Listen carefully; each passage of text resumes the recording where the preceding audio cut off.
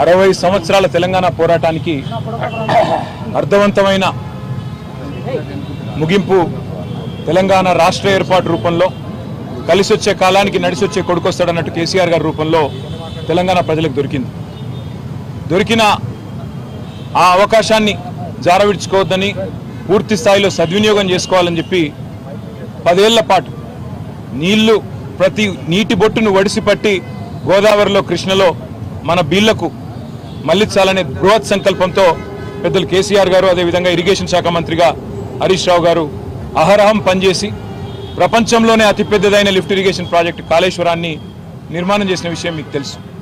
ఇవాళ కాళేశ్వరాన్ని బదనాం చేస్తే కేసీఆర్ గారిని బీఆర్ఎస్ను బదనాం చేయాలనే ఒక ఆలోచన, ఒక కుత్సితమైన కుట్ర తప్ప ఆ రిపోర్ట్లో ఏది కూడా లేదు.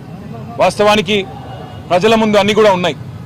50 ఏళ్లలో కాంగ్రెస్ ఏం చేసింది సాగునీటి రంగంలో, 10 ఏళ్లలో టీఆర్ఎస్ ఏం చేసింది రైతుల అనుభవంలో ఉంది, ప్రజల అనుభవంలో ఉంది అనే విషయాలు కూడా పెద్దలు హరీష్ రావు గారు చాలా వివరంగా చెప్పారు. నేను దాని జోలికి పోను.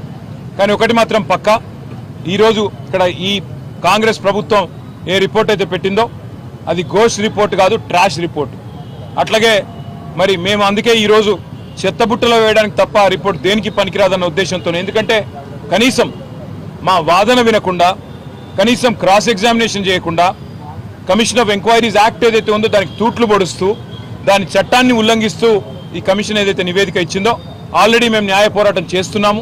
ఆ పోరాటం కొనసాగుతుంది.